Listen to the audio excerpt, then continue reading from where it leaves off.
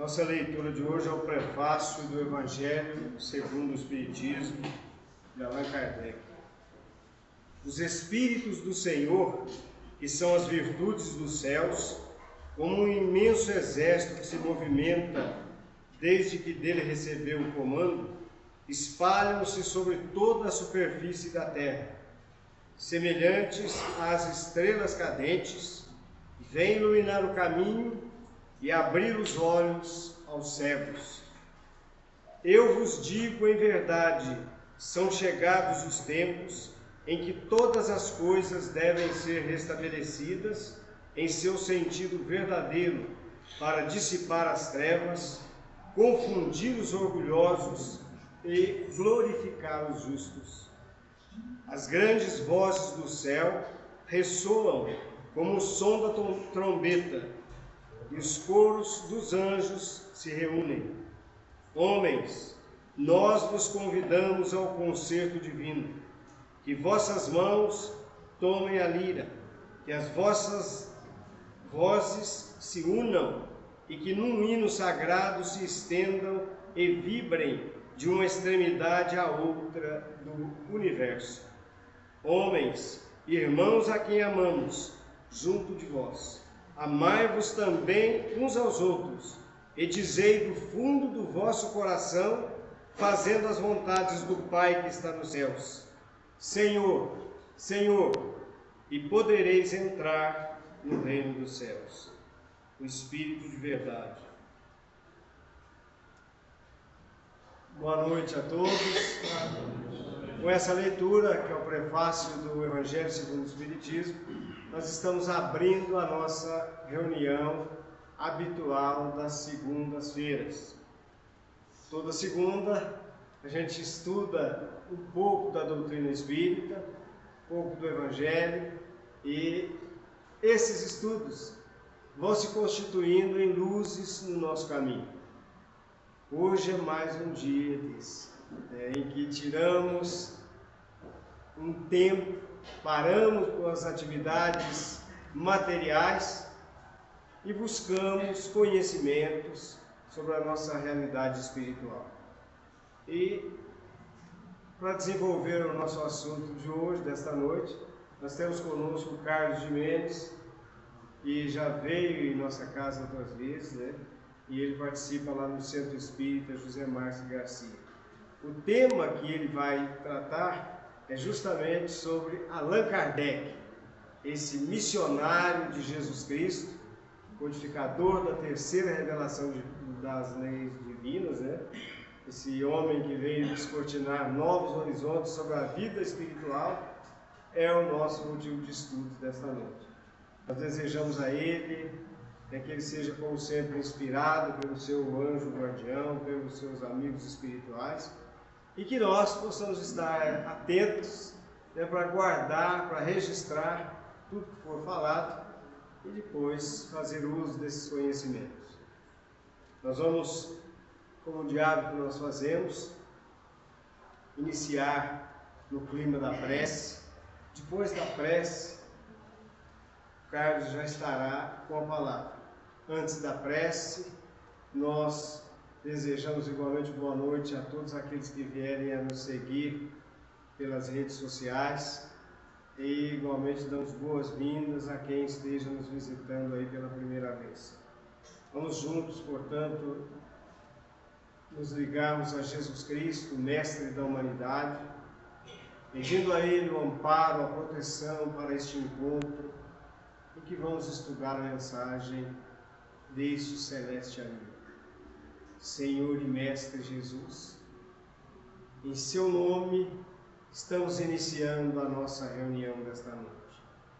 Que a sua paz seja conosco, que a sua luz esteja igualmente nesse ambiente, favorecendo as atividades espirituais, para que, além do conhecimento, os seus emissários, nossos estimados mentores espirituais, possam envolver-nos a todos os dons da saúde, da alegria, do bom ânimo. Em seu nome, Divino Mestre, abrimos a nossa reunião desta noite. Que assim seja. Vou falar com vocês, o Carlos, para desenvolver o tema desta noite.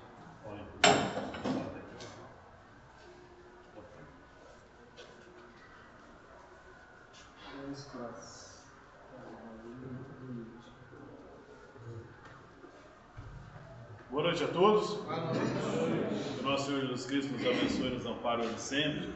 Prazer muito grande estar aqui com vocês, né? Instituição Espírita Cristo Consolador. Se não me engano, é a 6ª ou 7ª vez que eu venho aqui com muita alegria, sendo convidado pelo nosso amigo Nilson, a quem eu agradeço mais uma vez pela oportunidade. E antes da gente falar propriamente sobre Kardec, nós estamos no mês de Kardec, vou fazer uma pequena propaganda para vocês. Nós vamos realizar aqui em Franca, no próximo dia 23 e 24 de novembro, o 2º Conespí Franca, Congresso Espírita de Franca. Nós vamos receber alguns irmãos de doutrina aí, o Haroldo Dutra Dias, o Cosme Massi, o Adeilson Salles, o Arthur Valadares, a Mayra Rocha e a Larissa Chaves. Sábado e domingo lá na unidade 1 da Escola Pestalozzi, passaremos um dia lá cantando, aprendendo com as palestras. O tema do congresso esse ano é o Reino de Deus em Nós. É um evento beneficente à Fundação Espírita Allan Kardec, então tem uma cobrança de uma taxa. Evidentemente, se houver lucro em razão do evento, ele vai ser destinado à Fundação Espírita Allan Kardec. Com todos convidados, faltam apenas 100 convites para serem vendidos. Nós colocamos 1.250 à venda, nós já vendemos 1.150, muita gente de fora vindo. Então, quem não comprou tiver oportunidade, ou no site Quero 2, ou passar lá no Idefran, na livraria do Idefran, consegue comprar plenamente.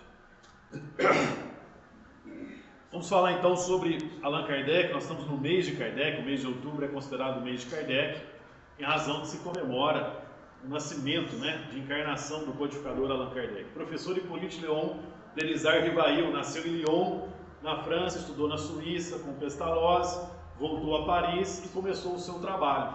Só que o Kardec não foi, vamos dizer assim, o que eu poderia dizer, de um jeito menos formal e mais informal, a gente pode dizer que foi um acidente Kardec ter codificado a doutrina espírita. Sabe por quê?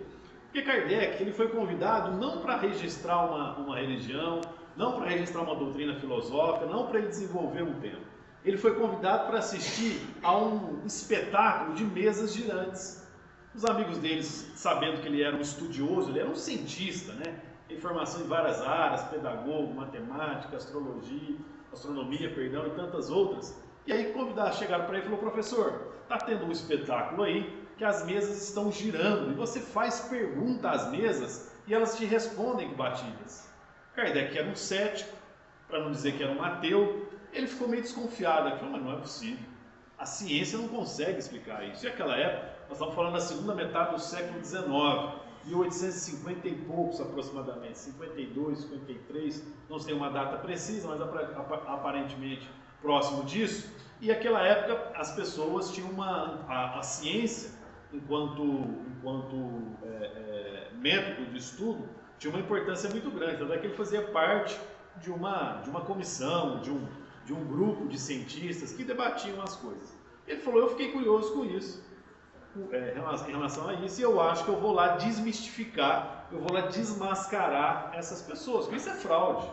Não há como algo se levantar se você não tiver uma força, seja através do magnetismo, seja através de uma ação mecânica, seja alguém empurrando, etc, etc, etc. E ele foi lá, no primeiro momento, sentou, viu um espetáculo, depois viu de uma outra forma, e foi vendo, e subiu no palco. Quem assistiu ao filme aí, Allan Kardec consegue ver que ele levanta a mesa, levanta o coisa, em algumas situações, porque não eram vários espetáculos dessa forma. Em algumas situações ele achava alguma fraude, mas em outras ele não achava. E aquilo começou a encucar ele, e ele começou a pesquisar. E aí ele foi atrás das pessoas que faziam aqueles espetáculos, que eram o que a gente conhece como médiuns, são os médiuns. E aí ele começou a escrever a respeito, começou a testar. Duas meninas lá, duas crianças, duas jovens, que eram médiuns ostensiva fortíssima, ele começou a trabalhar, e a partir de então nós chegamos até aqui. Ele fez um trabalho fantástico, escreveu muita coisa, e o que a gente faz nesses 160 anos de doutrina espírita, a gente está sempre comentando, falando e tentando aprender um pouquinho. Ele representa para nós, como já foi dito, a terceira revelação A primeira revelação é Moisés, a segunda revelação é Jesus, e a terceira revelação, sob o ponto de vista, né, com a ligação de Deus, é a doutrina espírita. Mas por que a importância disso? Porque esse homem escreveu coisas que parece que ele escreveu para nós hoje. Eu trago aqui como exemplo, lá no capítulo 10, Bem-aventurados que são misericordiosos, no itens 9 e 10, ele comentando o Evangelho de Mateus, no capítulo 7, versículos 3 a 5. Ele coloca o seguinte, palavras do codificador Allan Kardec. Uma das insensatezes da humanidade consiste em vermos o mal de outrem, antes de vermos o mal que está em nós. Vocês acham isso diferente da nossa realidade hoje ou alguém se identifica com isso? Responde ainda não, calma. Ele continua. Para julgar-se a si mesmo, fora preciso que o homem pudesse ver o seu interior no espelho, pudesse, de certo modo, transportar-se para fora de si próprio, considerar-se como outra pessoa e perguntar: que pensaria eu se visse alguém fazer o que faço? Incontestavelmente, é o orgulho que induz o homem a dissimular para si mesmo os seus defeitos, tanto os morais quanto físicos. Uma das riquezas da doutrina espírita, entre várias que existem, é justamente fazer com que todos nós paremos um dia e reflitamos acerca do que efetivamente nós somos, né? Porque a gente tem o hábito de apontar o dedo para as falhas alheias, é isso que está dizendo aqui Allan Kardec. Mas chega num determinado dia que pelo amor ou por uma dor, né, pelo processo depressivo, por um processo de síndrome de pânico, pelo processo de uma ansiedade crônica, pelo processo de uma doença incurável, seja um diabetes, seja uma crise renal, seja um câncer, seja ele qual for, em algum momento da nossa vida, encarnado ou desencarnado, a gente para e respira um pouco. E a gente começa a refletir acerca daquilo que nós somos ou daquilo que não somos. E a doutrina espírita tem esse tesouro que nos possibilita o quê? O autoconhecimento. A doutrina espírita sem o autoconhecimento ela não faria sentido, porque ela não faz proselitismo religioso. A doutrina espírita nunca é para o outro. A doutrina espírita é sempre para nós. Em que pese alguns irmãos nossos insistirem no proselitismo evolutivo. Mas como Kardec colocou lá na questão de número 100 de O Livro dos Espíritos, existe uma escala, sob o ponto de vista moral, evidentemente. E aí, a partir de estudando essa questão de número 100 do Livro dos Espíritos, o codificador explicou para nós que, ele não, né, a espiritualidade, mas por intuição ele fez a pergunta, se não houvesse a pergunta não haveria resposta. Então, o que ele quis dizer? Que a unanimidade que nós buscamos tanto no mundo de expiação e prova, ela não é possível. Então, quando alguém fica chateado porque está sendo criticado, nós busquemos na questão de número 100 do Livro dos Espíritos a solução para isso. Você sempre será criticado no mundo de expiação e prova. Porque a unanimidade não existirá. Por que não existirá? Porque ela está na questão de 100. Você tem ordens de espíritos, você tem classes de espíritos. Você tem os espíritos menos evoluídos e você tem os espíritos mais evoluídos. Como é que o mais, ou melhor, o menos evoluído vai concordar com o mais evoluído? Não vai. E aí, nesse sentido que Kardec está comentando o Evangelho de Mateus, é justamente que o quê? Se nós não buscarmos o autoconhecimento, nós estaremos estacionados. Nós não entenderemos muito do que acontece conosco. Evidentemente que a doutrina espírita ela não descarta nenhum processo evolutivo científico, porque tem correntes materialistas, psicologia, antropologia, sociologia, que analisa o homem enquanto ser inserido na sociedade e traz respostas para nós. Entretanto, com todo respeito a essas correntes, elas têm um olhar materialista. E aí, algumas correntes dessas fazem com que o ser entre num chamado labirinto, né? Uma metáfora metafórica, um labirinto imaginário, e dali não consegue achar algumas respostas. a ponto de alguns pensadores registrados na história não deram conta da carga de reflexão que fez, porque não tinham resposta para todas as problemáticas a partir da atual existência, e eles faziam o quê? Abreviavam a sua encarnação, eles cometiam a infelicidade do suicídio. Para a doutrina espírita, nós estamos num processo evolutivo. E aí, a doutrina espírita contrariou dois filósofos brasileiros, baianos, que fizeram muita gente pensar na década de 90. Quem já ouviu falar aqui no filósofo Compadre Washington e no filósofo Beto Jamaica? Ninguém?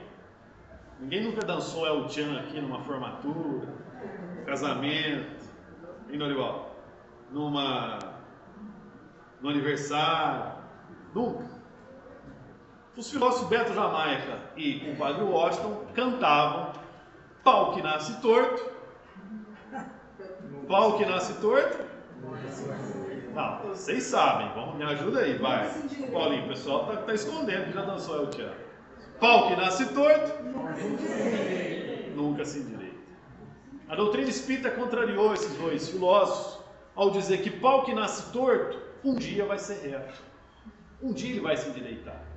Porque nós estamos num processo constante de evolução, no qual a atual existência, o atual estágio que nós estamos lá na classificação de número, da questão de número 100 de livro dos Espíritos, não corresponde com o todo, não corresponde com o fim.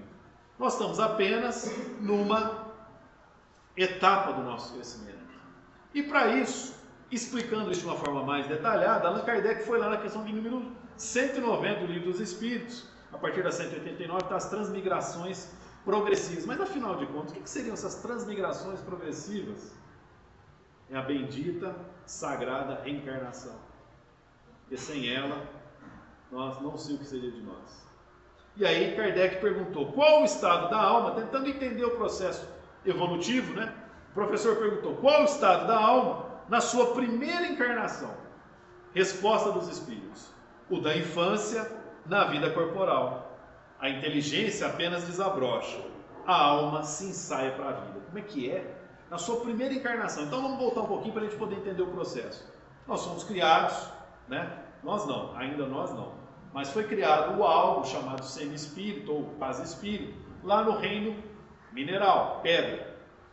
Passado determinado tempo, ele foi para o reino vegetal, planta, ainda não é espírito, é quase espírito. Foi para o reino animal, ainda não é espírito, é quase espírito. Aí depois, juntando tudo, houve um processo que nós comecemos no reino hominal. Aí sim é o princípio inteligente do livro dos Espíritos. Aí nós temos um espírito, que somos nós. Então, na primeira encarnação que nós tivemos no reino hominal, qual que era o estágio do espírito? O da infância na vida corporal. O que acontece? A inteligência apenas desabrocha. A alma se ensaia para a vida. Olha que interessante que o Kardec conseguiu explicar para nós mais uma vez. Então, quando eu olho uma pessoa com 90 anos de idade, o que a gente subentende quando a gente vê um vovozinho, uma vovozinha com 90 anos de idade? Qual que é a palavra que a gente pode traduzir o vovô ou vovó com 90 anos de idade? Alguém arrisca? Pode dizer, vai. Velhice, ele falou? Não, não é velhice. Experiência. Quase, experiência. Mas uma palavra que quando a gente olha alguém mais experiente, alguém mais velho, que nos vem à cabeça? Sabedoria. Sabedoria. Eu sempre imaginei que quando eu olhava meu vovô e minha vovó, eu estava diante de um ser sábio. 90 anos de idade, né? Estamos pegando aqui uma idade já bem avançada. E a gente imagina que alguém com 90 anos de idade já está desapegado dos bens materiais. Mas aí a gente se depara com o vovô e com a vovó. A vovó gosta muito de uma samambaia que ela tem lá na garagem dela. O vovô gosta muito de uma poltrona ou de um paletó. A vovó gosta muito do pano de prato, da mesinha, da cadeira. E a gente passa a compreender que os cabelos brancos no Norival, ou a falta deles, como no meu caso, não é sinônimo de sabedoria. Porque eu sempre imaginei que cabelos brancos eram sinônimos de sabedoria. E aí, refletindo nessa questão de livro 190 do Livro dos Espíritos, a gente começa a entender que alguém que tem 90 anos de idade pode ser que esteja na infância espiritual. E aí nós temos o vovô com 90, ou a vovó com 80, com 70. Para ou continua? É o jogo do Silvio Santos. Para ou continua? 60, 50, 42.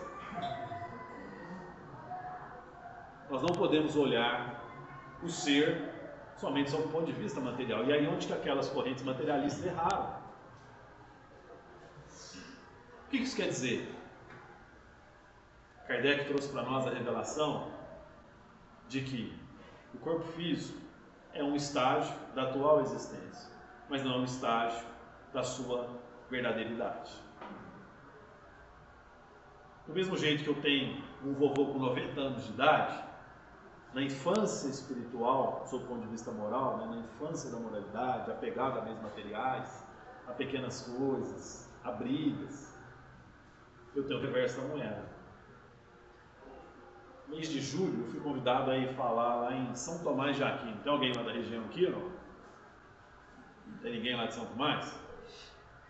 E eu fui lá em São Tomás de Aquino fazer uma palestra, depois eles falaram, nós vamos passar, depois da palestra, nós vamos passar na casa da Renata Moreira. Eu já conheci ela das redes sociais.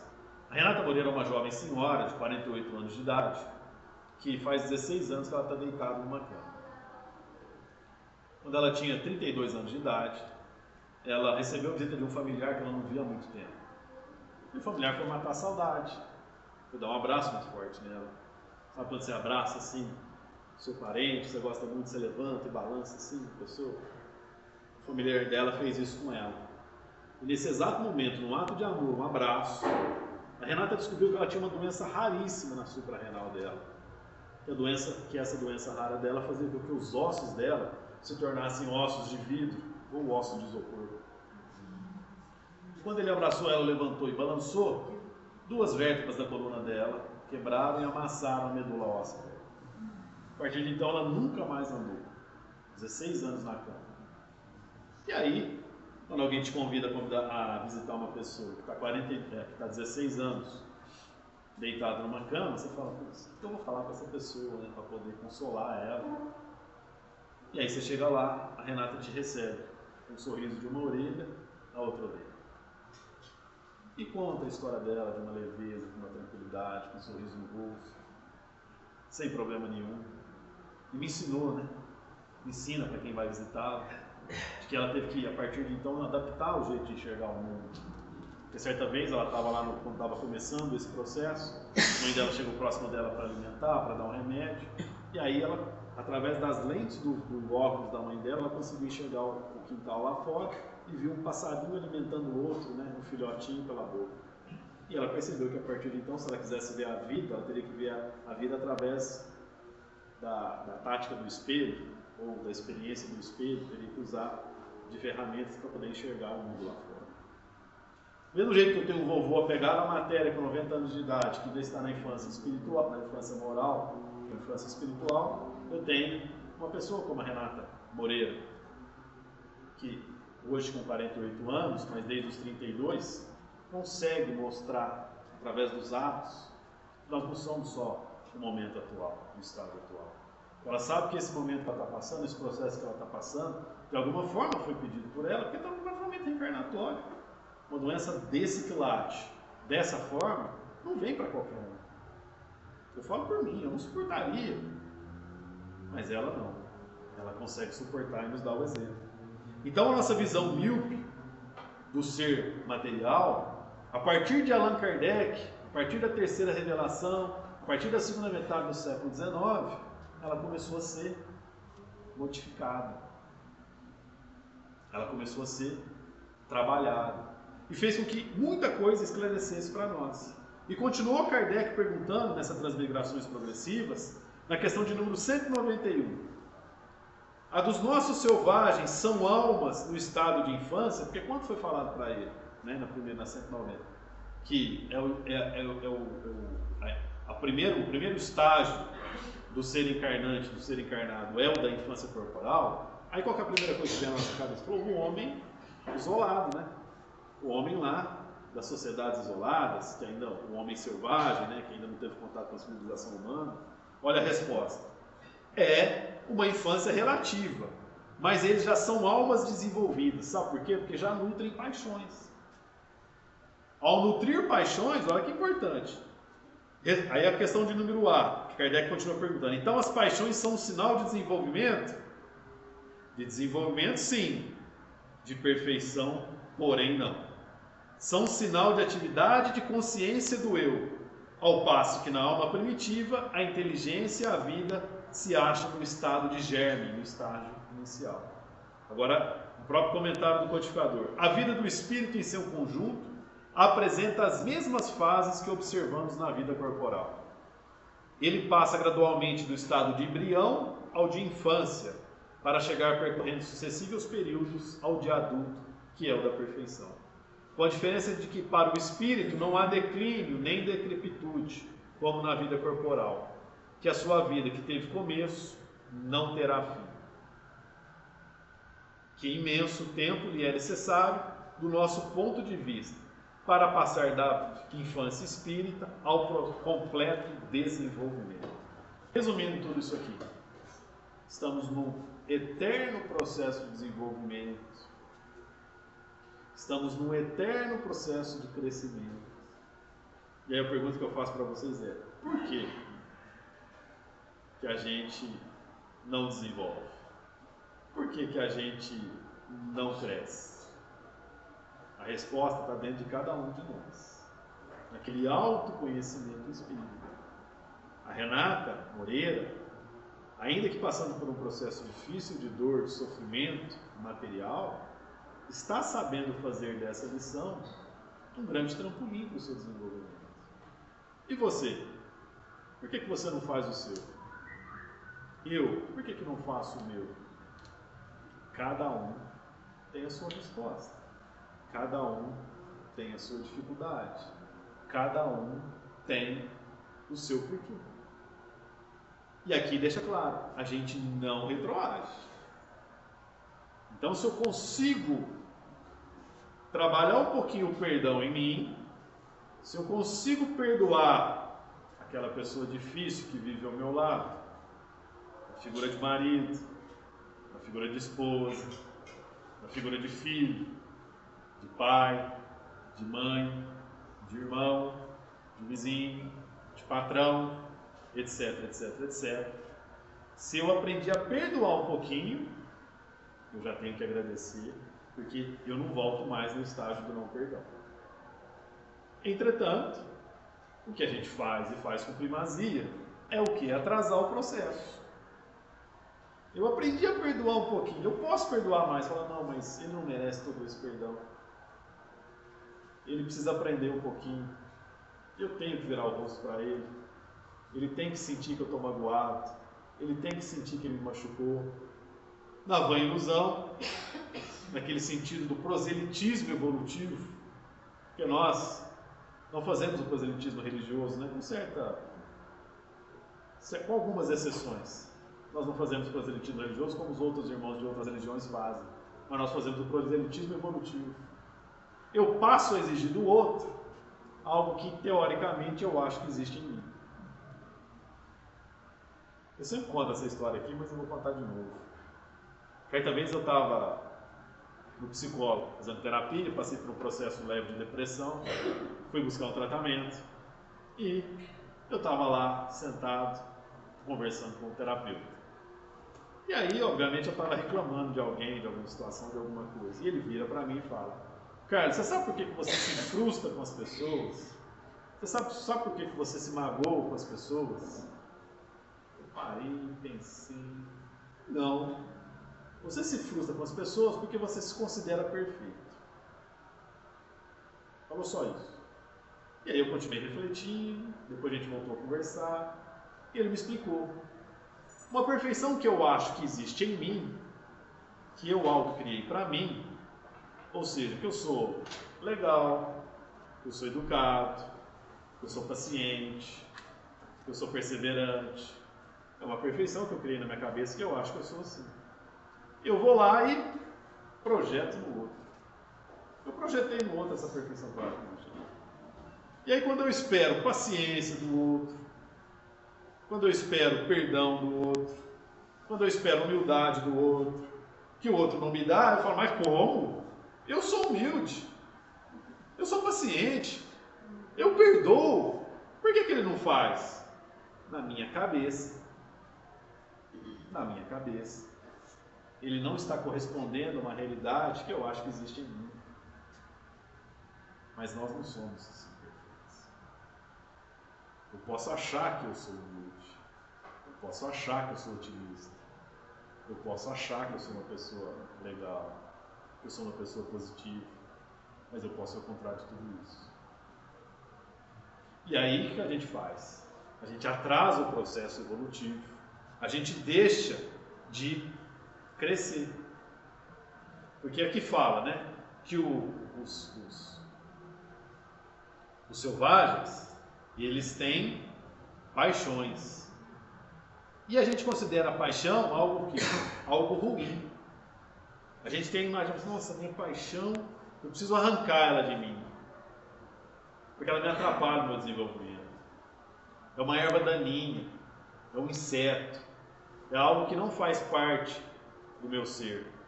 E aí está o nosso erro. As paixões fazem parte do nosso crescimento espiritual, do nosso sentido evolutivo.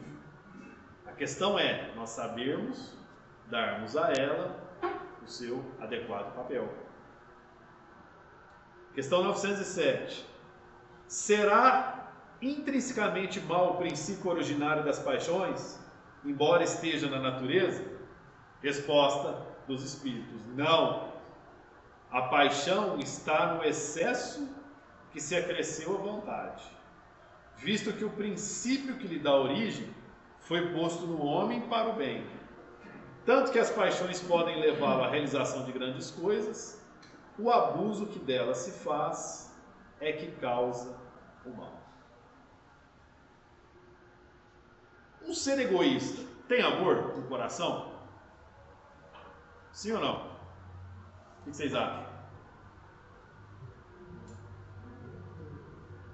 Sim, um pouquinho tem que ter, né?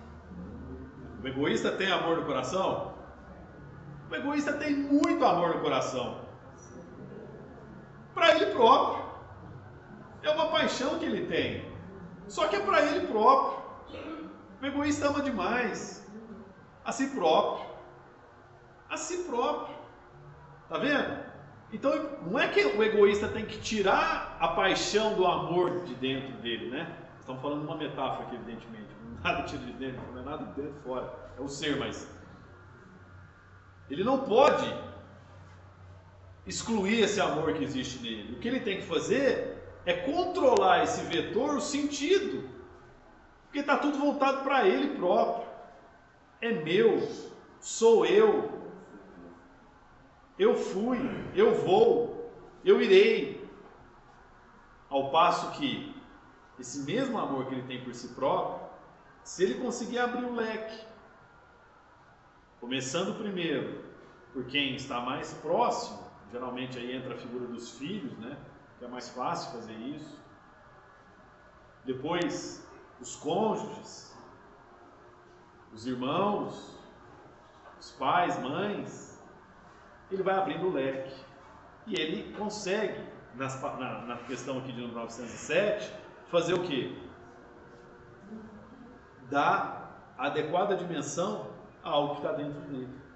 Na questão 908, como se poderá determinar o limite onde as paixões deixam de ser boas para se tornarem más?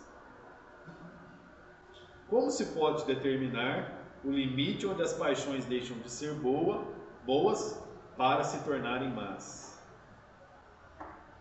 Confiança e falta de confiança. Qual que é o limite? Você chega para alguém, você vai passar por um exame oral, por exemplo, ou você vai falar em público. Quem tem medo de falar em público aqui? Vocês podem chamar todo mundo para fazer palestra, porque ninguém tem medo de falar, subir aqui e falar. Todo mundo pode subir aqui e falar.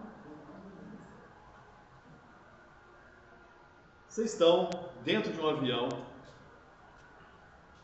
prestes a subir, a voar. Começa uma chuva lá fora, igual aquela de sexta-feira que nós tivemos aqui. Vocês lembram da chuva de sexta-feira? Ventou bastante, né? Choveu forte, né?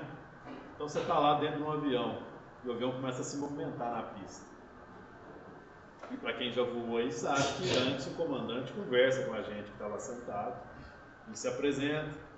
Boa noite a todos. Aqui quem fala com vocês é o comandante Jimenez. Queria dizer para vocês que nós vamos embarcar agora, previsão de decolagem é 2 minutos, vamos demorar 2 horas e meia para chegar no nosso destino. Eu estou muito feliz de estar aqui com vocês nesse avião. Eu acabei de sair da escolinha de formação de piloto, este é meu primeiro voo e eu conto com a confiança de vocês no meu trabalho.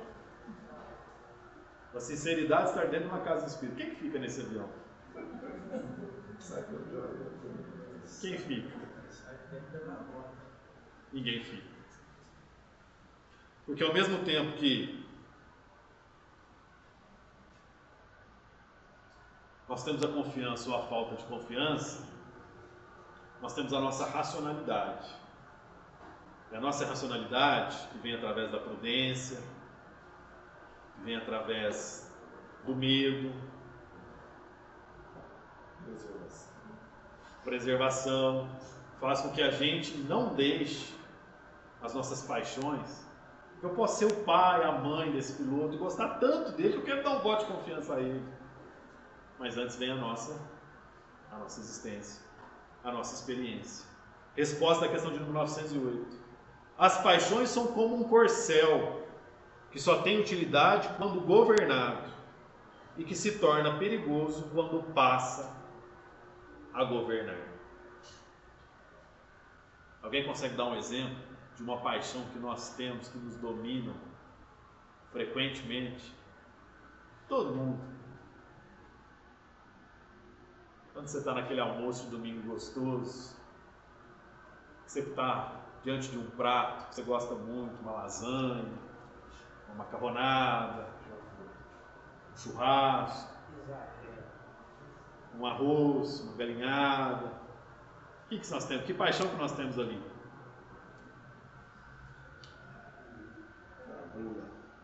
A gula é o desequilíbrio. E qual que é a paixão equilibrada da gula? O apetite. Então o apetite é algo que a gente tem como paixão para a gente poder se alimentar, saborear. Mas quando a gente se desequilibra, ele vira gula. O medo é uma paixão que a gente tem para poder o quê? Justamente não nos fazermos embarcarmos num avião, num tempo chuvoso, num piloto destreinado. Agora, qual que é o reverso disso? É a imprudência. Quando você não tem medo de nada, você passa a ser imprudente. Você coloca a sua encarnação, a sua preservação, o seu destino, a sua vida em jogo. O orgulho é uma paixão. Quando o seu filho está lá na escolinha, antigamente tinha, né, a formatura do primeiro livro, né, acho que não existe mais isso, mas quando o seu filho está sendo alfabetizado, você manda ele para a escolinha, não consegue nem falar direito, aí no final daquele ano ele já consegue escrever o nome dele, escrever algumas palavras, tem uma cerimônia ali de entrega do primeiro livro, né? Você sente o quê? Você sente orgulho, não sente? De alguém que você gosta está se desenvolvendo, está crescendo. Esse orgulho que você sente nessa situação com seu filho, é positivo ou é negativo? É bom ou é ruim? Positivo. É bom. Agora, quando você tem uma determinada teoria, uma ideia, um conceito, e aí você vai para uma discussão num colegiado, numa comissão, Por favor, não lembre da casa espírita. Não estou falando de casa espírita. Isso não acontece na casa espírita. E aí um quer de um jeito, e a maioria quer do outro. E esse fala, não, porque é assim, assado, e fala. Esse orgulho do debate, da ideia, do conceito, é positivo ou é negativo? Negativo. Isso é negativo.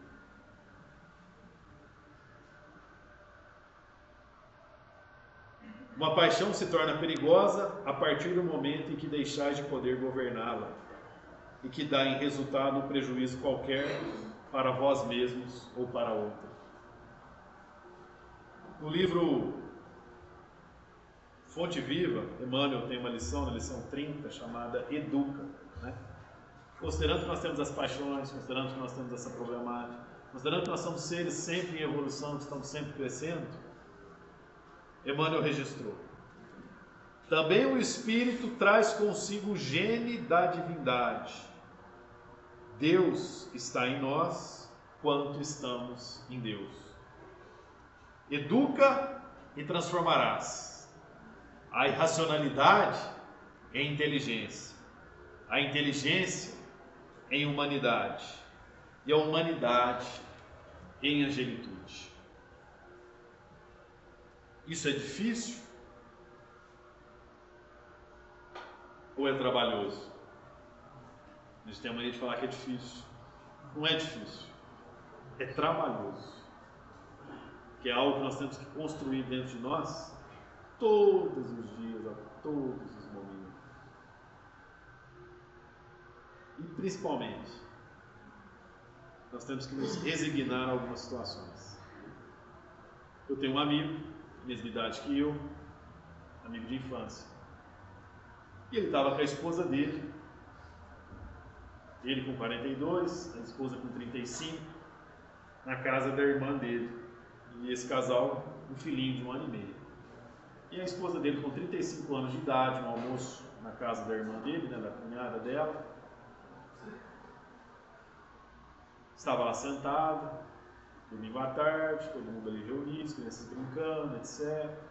Ela falou, acho que eu não estou me sentindo bem, estou passando mal. E ela meio que dá uma balançada assim, apaga. E não volta mais. 35 anos de idade. Partiu, retornou à pátria espiritual. Meu amigo, 42 anos, filhinho de 1 ano e meio. Eu jamais imaginei que eu tivesse um amigo viúvo aos 42 anos de idade. Isso aconteceu no começo do ano, em janeiro. Eu fui lá, passei toda a assistência, não é possível. Eu coloquei à disposição dele, porque ele sabe que eu sou espírito, falei para ele, ó, sei que está acontecendo muita coisa para você agora, e se você quiser conversar, eu estou à disposição. Passaram-se alguns meses, ele me ligou, falou, ó, eu quero conversar com você. Eu falei, beleza, vamos tomar um café, a gente senta e tal. E a gente sentou para conversar. Conversa vai, conversa vem. Ele vira para mim e fala, por que comigo? Por que não foi com você? Por que não foi com o outro? Por que foi comigo? Ele não é espírita, né? Eu falei, sobre o meu entendimento, a doutrina que eu estudo, acontece da seguinte forma. Você, sua esposa e seu filho, antes de vocês três nascerem, vocês sentaram numa mesa como essa, como nós estamos, e vocês fizeram um plano.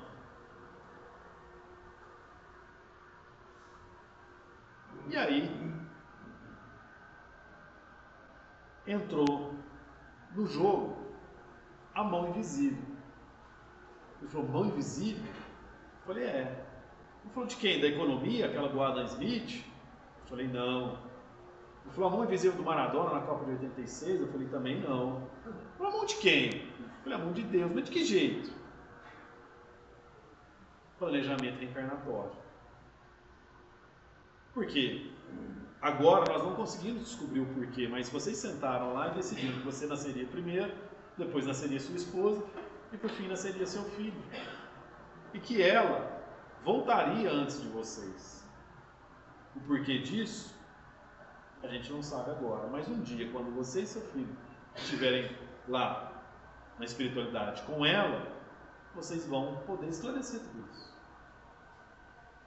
E essa mão que tirou a sua esposa do jogo, que tirou ela da atual existência, foi a mesma que colocou ela e coloca todos nós.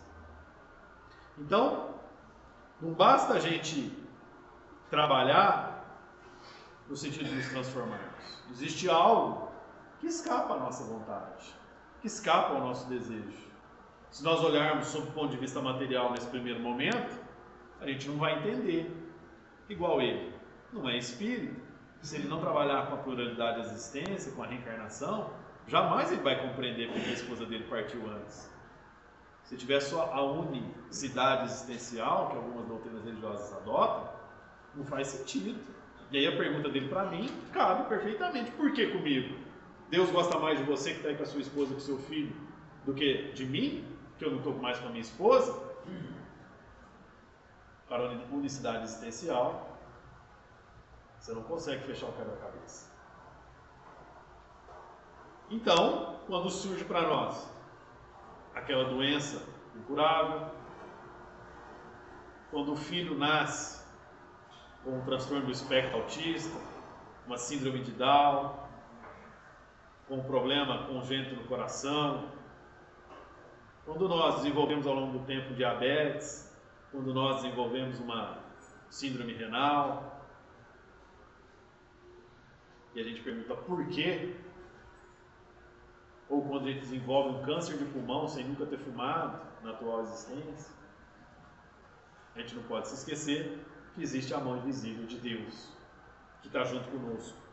E esse ser difícil ou trabalhoso para nos transformarmos, às vezes carece desse empurrãozinho. Porque hoje a cabeça do meu amigo é outra, em relação aos valores que a vida tem. A forma como ele pensava antes era de um jeito. Passando por essa experiência, que ele está num processo de passagem de experiência, é outro. Para a gente poder encerrar, lembremos aqui a história daquele soldado chamado Longinos, que está lá registrado no livro Coração do Mundo, Pátria do Evangelho. Ele estava lá, ao lado do Cristo, né? E aí conversando com outro soldado, mas o que está acontecendo aqui? Por que esse cara não morre? Aí o outro fala, não sei, isso é coisa dos judeus aí, esse povo doido, nós não temos nada com isso. Ele fala, não, mas eu não posso ficar aqui, até quando esse homem vai ficar em cima? Passa a mão na lança, vai lá e dá a última estocada no Cristo, na matéria do Cristo, na vã ilusão que estava matando Jesus. E esse mesmo ser, cujo nome é Longinos, depois volta à pátria espiritual, como todos nós voltaremos um dia, e lá assume o compromisso de reencarnar com uma grande missão, sob as vestes carnais de Pedro II, para guiar um povo, que fomos nós. O Brasil, num momento difícil, e ele sentindo um pouquinho daquela importância do que foi Cristo, tentando reparar aquilo que tinha feito com o Mestre lá atrás, assumiu o compromisso de nos guiarmos. E assim vai acontecer conosco. Todas as nossas problemáticas, os nossos erros, os nossos destempeiros, virão à nossa frente uma nova oportunidade reencarnatória, uma nova possibilidade. E isso tudo só é possível a gente entender hoje, porque lá atrás, um homem chamado Allan Kardec assumiu o compromisso que tinha feito no seu planejamento reencarnatório, se preparou durante 50 e tantos anos, estudando sobre os mais diversos pontos de vista científicos, para codificar para nós a terceira revelação, que é a doutrina espírita. Saibamos aproveitá-la ao máximo, agradecendo o codificador por ter feito o seu papel da forma como fez. Não desperdicemos esse tesouro que temos em nossas mãos, para seguirmos a nossa jornada, para seguirmos o nosso caminho. Para isso eu te desejo vida, longa vida, Eu te desejo a sorte de tudo que é bom, de toda alegria ter a companhia, colorindo a estrada, de seu mais belo tom. Eu te desejo a chuva na varanda, molhando a roseira para desabrochar, e dias de sol para fazer os teus planos, nas coisas mais simples que se imaginar. Eu te desejo a paz de uma andorinha, no voo perfeito contemplando o mar, e que a fé movedora de qualquer montanha te renove sempre e te faça sonhar. Mas se vierem as horas de melancolia, elas sempre vêm, que a lua tão meiga possa te afagar, que a mais doce estrela seja tua amiga, como uma mãe singela te orienta. Eu te desejo mais que 1000 amigos, a poesia que todo poeta esperou, um coração de menino cheio de esperança, a voz de um pai amigo, um olhar de amor. Que nosso Senhor Jesus Cristo nos abençoe e nos ampare até a próxima.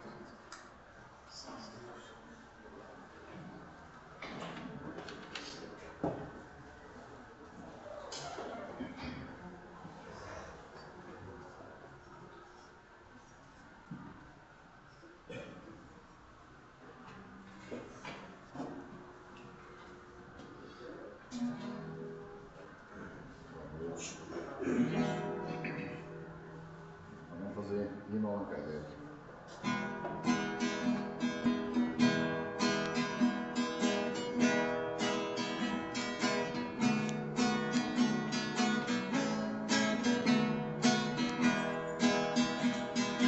Allan Kardec, bom mestre, vimos teu nome exaltar, e implorando com a prece, proteção espiritual, batalhador da verdade.